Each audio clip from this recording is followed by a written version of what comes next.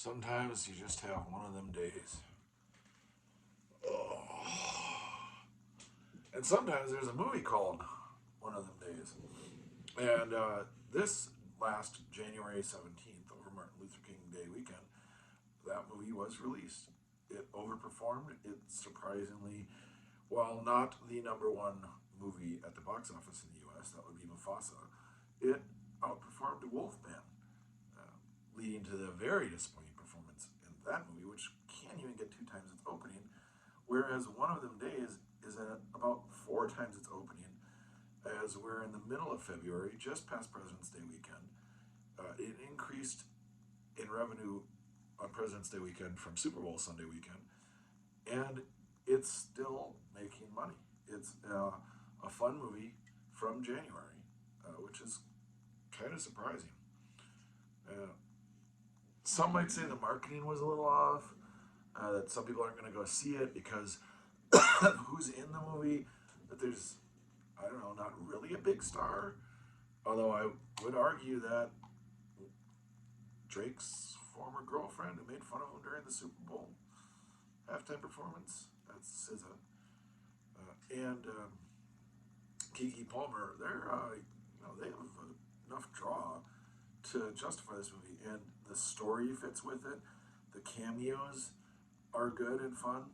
The one you see the most, KATT Williams, that's the best cameo, and he's in there a couple of times. There's a justification for it, both kind of said in the movie and also kind of like a meta justification. There's also, Lil Ray Howery is in it. I'm not going to tell you where. He has a little funny bit. Maude Apatow, she's in the trailer. And while her character's kind of meant as like an annoyance or a stereotype, she does actually work within the movie, the framework of the story, and she adds to it. She's more than just that stereotype. But it's funny how it kind of plays off of that, which is what comedy should do. Uh, there are other little aspects within the writing that you can see in the trailer that are good. And this kind of deals with the KATT Williams. Look at the trailer, or when you're watching the movie, at the APR rate on the sign. It is hilarious. And part of the reason why I like it more is somebody owes me money, and he keeps making excuses, basically that he has to borrow money at a rate like that's in the film. So it is believable. It might be a little bit of an exaggeration, which works with the comedy, or a little bit of a stereotype of loan lenders, predatory lenders, but it works. A little bit of the con, similar, when you hit writing like the APR rate spot on, sometimes you miss a little bit. And the meta sexual jokes, I don't personally find them funny. Maybe if you know the situation more, you find them funny. Maybe it's not meant as that. But the movie keeps going. It kind of goes right through it. So some comedy, sometimes you hit, sometimes you don't.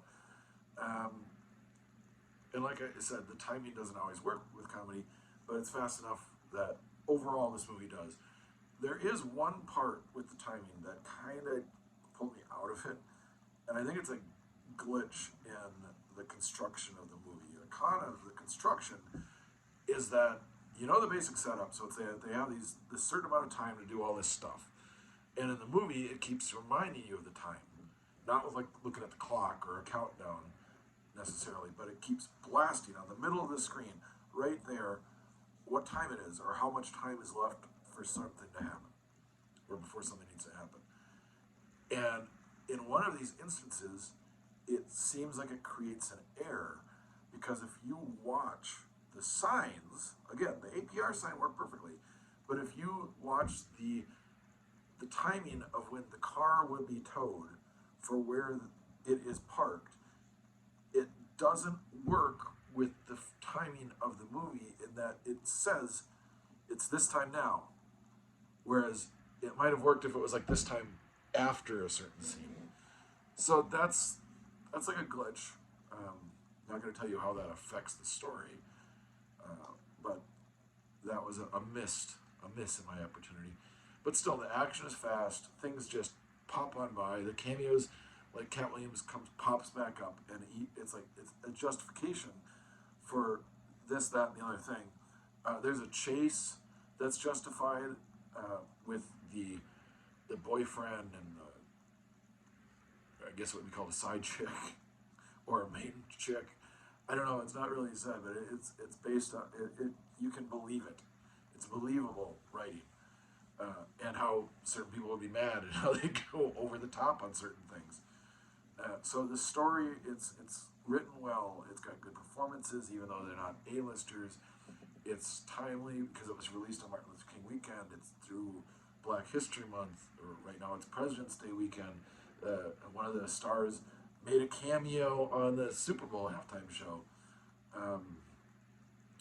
And the movie is holding well. It's the top grossing January release of all the January releases. It's gotten decent to good reviews.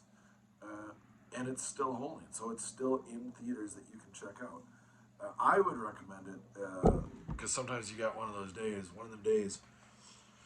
and if you have one of them days, oh, sometimes you need some comedy.